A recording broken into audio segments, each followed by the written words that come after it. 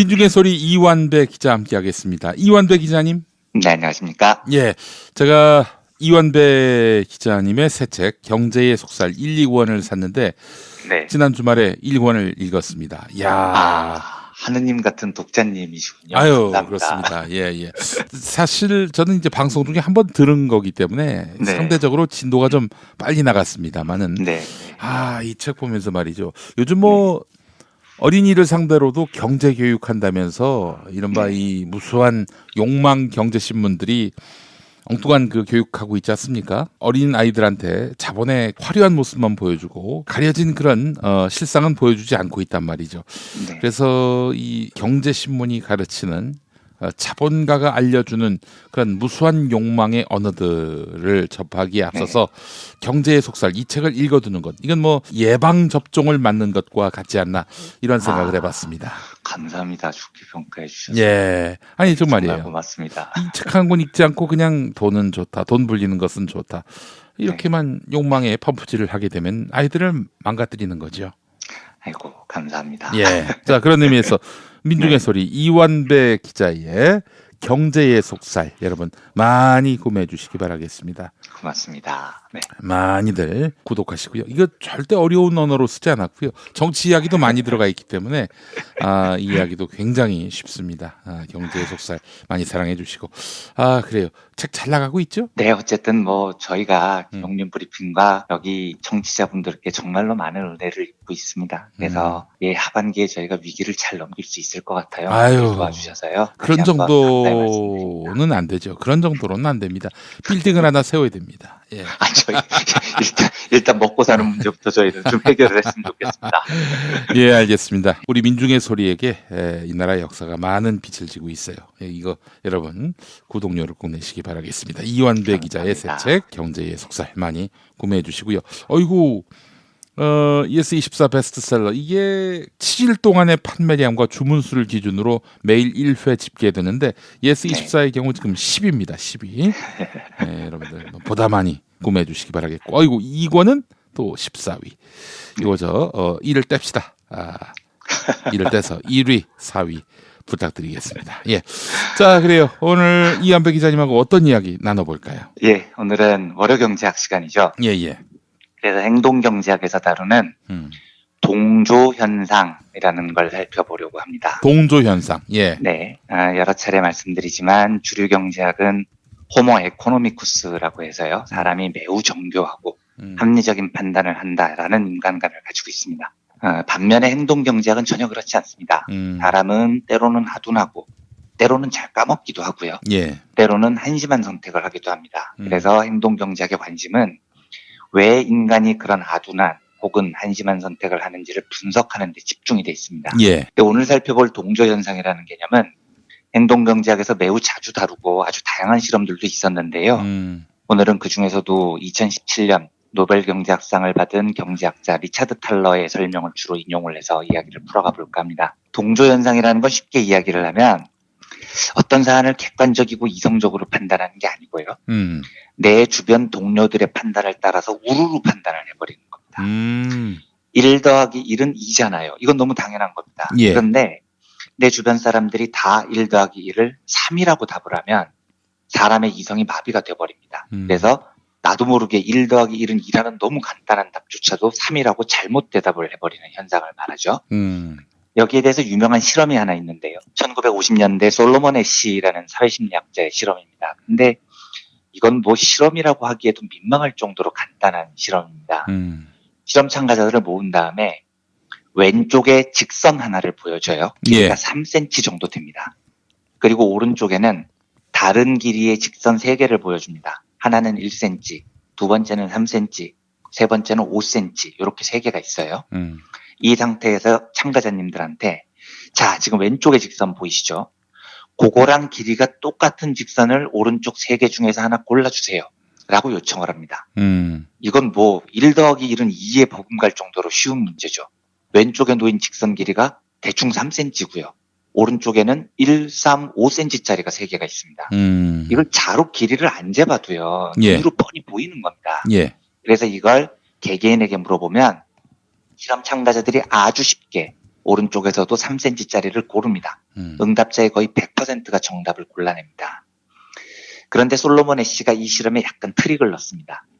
이 질문을 개개인한테 던지는 게 아니고 그룹을 만들어서 던집니다. 6명을 한 방에 모아두고요.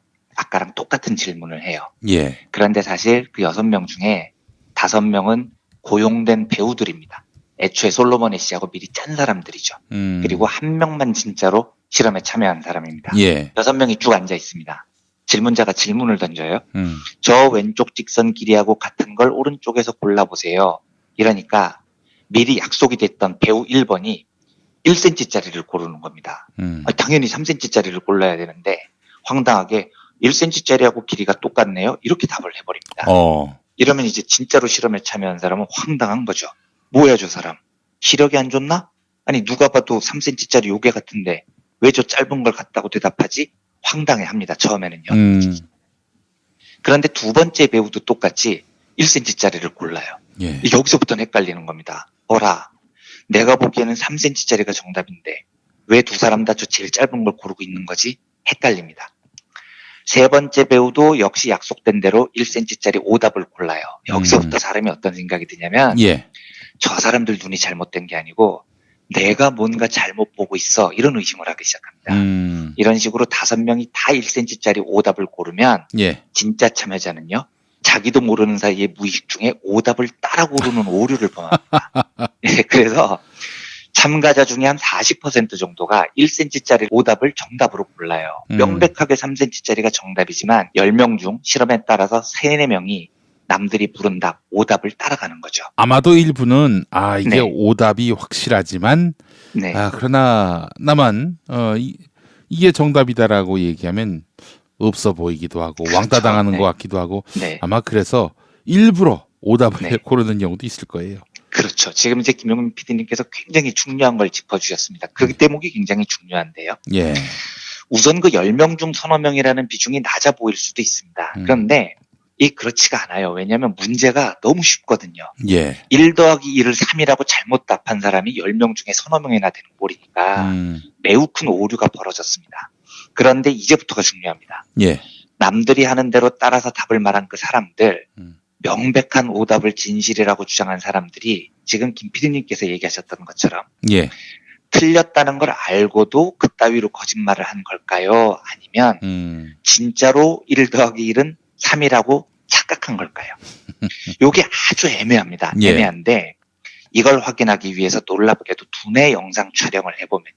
예. 잘못된 답을 말하는 사람들은 뇌의 반응이 진짜로 그걸 진실이라고 믿는 경우가 많습니다. 예. 1 더하기 1을 3이라고 진짜로 믿어버리게 된다는 겁니다.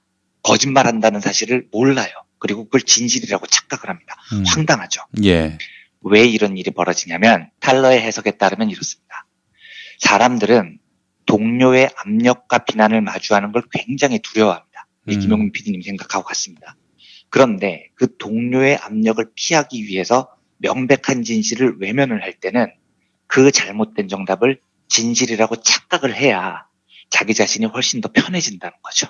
그래서 그런 본능이 있기 때문에 거짓말을 말하면서 거짓말을 한다는 의식을 뇌에서 지워버립니다. 그리고 1 더하기 1은 3을 진실이라고 믿어버리는 겁니다. 이게 어떻게 입증이 되냐면 똑같은 실험에서 대답하는 사람의 익명성을 보장해주면요. 그러니까 나를 밝히지 않게 해주면, 이름을 알려주지 않게 해주면 아까처럼 동조 현상에 의해서 잘못된 답을 많은 사람들이 싹 사라져 버립니다.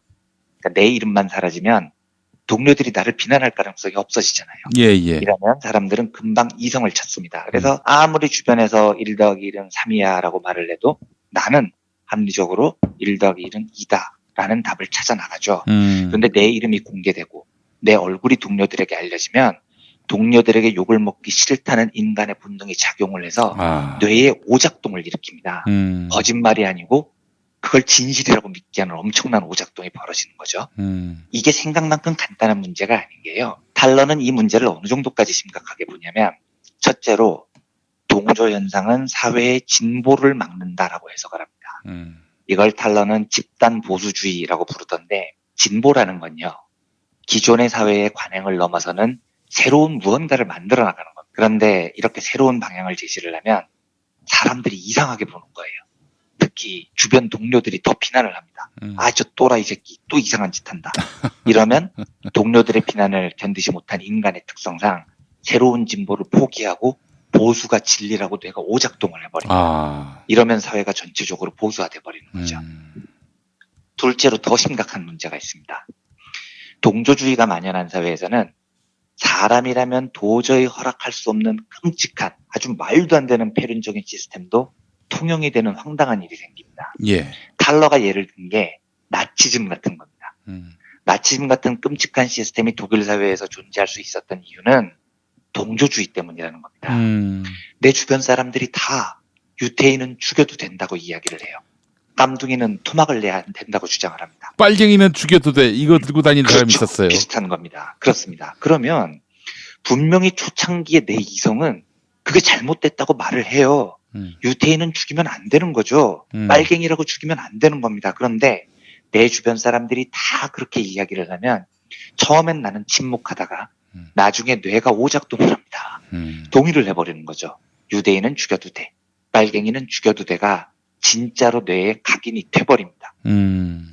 제가 오늘 이 이야기를 드리는 이유는요.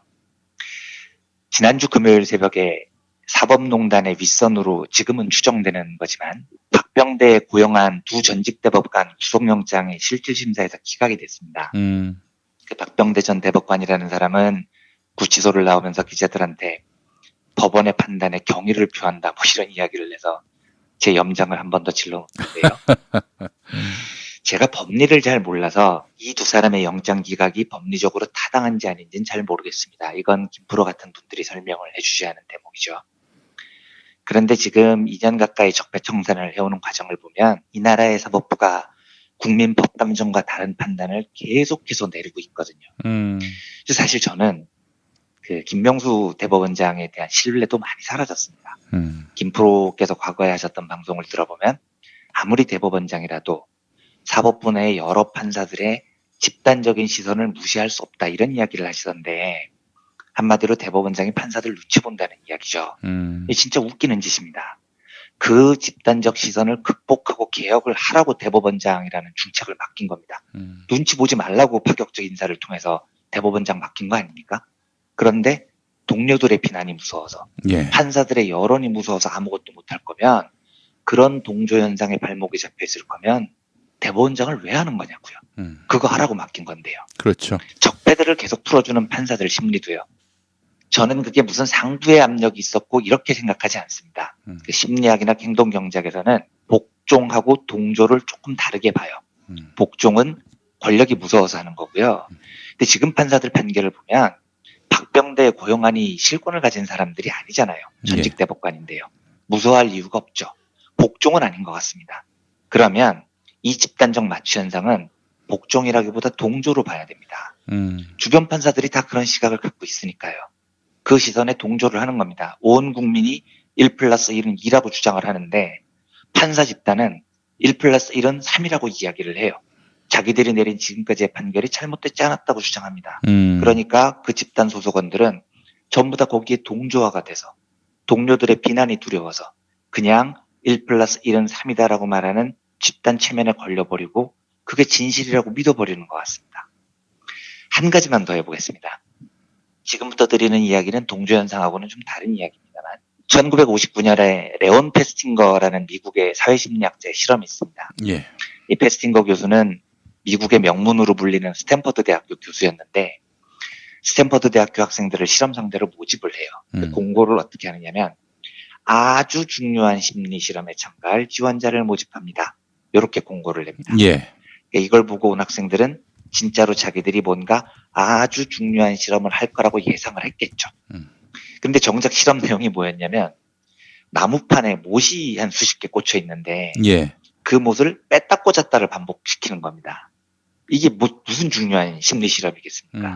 그러니까 이 실험에 참여한 사람들이 황당한 거죠. 아, 뭐 중요한 실험 한다면서 불렀는데 가보니까 2시간 동안 내가 한 일이 나무판에 못을 뺐다 꽂았다만 한 거니까요.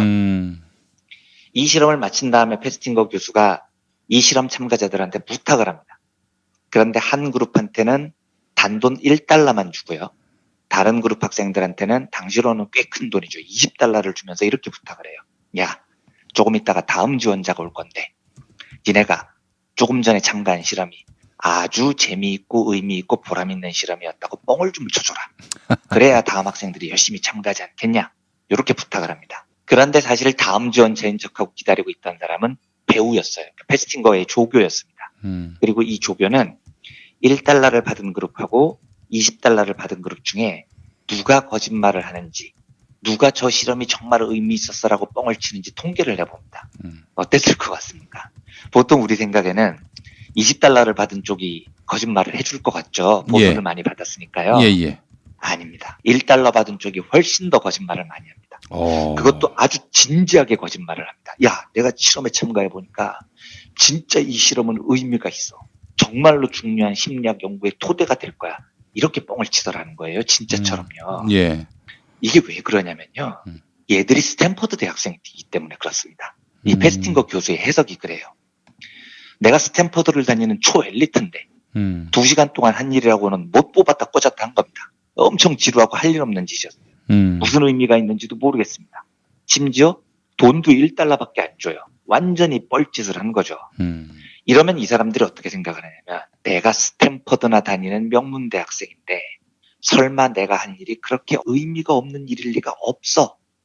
내가 못을 뺐다 꽂았다 한 거 그거 사실은 다 사회를 위해서 엄청난 공헌을 한 걸 거야. 이렇게 착각을 한다는 거예요. 차라리 20달러를 받았으면 아유 내가 헛짓했는데 돈이라도 받았으니까 나는 개인적으로 시간 버린 건 아니다. 이렇게 생각을 해서 다음 사람에게 솔직하게 이야기를 한대요. 야, 저 실험 기대하지 마. 완전 뻘짓이야. 열나 지루해. 그런데 돈은 많이 주더라. 이렇게 솔직하게 이야기를 합니다. 근데 1달러를 받은 애들은 자기가 2시간 동안 한 짓을 설명할 길이 없어요. 더구나 스탠퍼드를 나왔는데요. 그러니까 뇌가 오작동을 합니다. 내가 이래봬도 명문대학생인데 설마 내가 한 일이 뻘짓이겠어?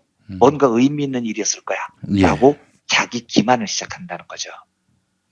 이 착각이 어디서 많이 일어나냐면 명문대 출신들, 공부 좀 했다는 놈들이 이런 착각을 많이 한다는 겁니다. 내가 하는 일이 진리에 가까울 거야. 내가 하는 일이 분명 사회에 엄청난 공헌을 했을 거야. 라고 믿지 않으면 얘네들은 자기 존재가 부정되는 느낌을 받는다는 겁니다. 그래서 못 뺐다 꽂았다 한 일이 의미 있는 일이라고 뻥을 치고 앉아 있는 거죠. 심지어 이 사람들의 뇌 상태도 그걸 진실이라고 믿고 있습니다. 우리나라 판사들이요. 사법고시를 패스한 자들 중에서도 최상급으로 평가를 받는 사람들이 검사나 로펌 변호사들보다도 훨씬 더 높은 평가를 받아요. 이러니까 이 사람들은 자기 자만이 하늘을 찌릅니다.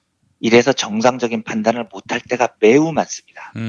지금 저 따위로 판결을 하고요. 이게 한두 번이 아니잖아요. 예. 온 국민의 법감정에 어긋나는 역사에 어긋나 보이는 게 분명한 이 그릇된 판단을 계속해서 하면서 제가 장담하는데 자기들끼리 모여서 그러고 있을 겁니다. 우리가 옳아. 우리가 내리는 판단이 이 사회에 기여할 거야.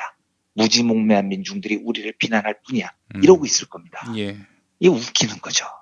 제발 정신들 차리시라고요. 제발요. 탈러 교수는 이런 동조화 현상에 따른 뇌의 오작동을 막기 위한 제일 좋은 방법으로 제발 좀 자기가 속한 집단에서 한 걸음만 떨어져 보라고 이야기를 합니다. 객관적으로 보라는 거죠. 이게 왜 중요한 문제냐면 그 잘난 사법고시 패스한 자칭 천재들, 판사님들 잘 들으세요. 지금부터요. 당신들이 그따위로 동조화가 돼서 동료들의 시선에 어긋나지 않는 판결만 하면 노벨 경제학상을 받은 학자에 따르면 그게 파시즘의 원인이 됩니다. 한 사회를 지독하게도 비정상적으로 만드는 비인간적이고 폐륜적인 사회가 그렇게 만들어지는 거예요. 남들 따라하고 비난받기 싫어하고 그래서 정의를 외면하고 객관성을 상실하고 그러다 보면 그게 히틀러가 만드는 사회가 돼버린다고요. 그러니까 제발 자기들끼리 모여서 우리가 사회를 이끄는 엘리트들이고 이런 마스터베이션 하고 있지 말고요. 딸딸이요. 네, 뭐 정확하게 말하면 달달입니다. 네. 제발 좀 그 달달이 하지 마시고 판사라는 집단의 틀에서 벗어나서 국민의 틀에 서세요. 그러면 진실이 보입니다. 아무리 판사 동료들이 1 더하기 1은 3이라고 주장을 해도 한 걸음만 국민 편에 서보면 1 더하기 1은 2인 겁니다. 그게 왜 안 보이겠어요. 우리 같은 민중들 눈에도 보이는데요. 진짜 이 사회를 파시즘 같은 비정상적인 사회로 만들고 싶지 않으면 판사라는 집단의 틀에서 벗어나야 된다는 겁니다. 예. 제발 부탁입니다, 제발. 예.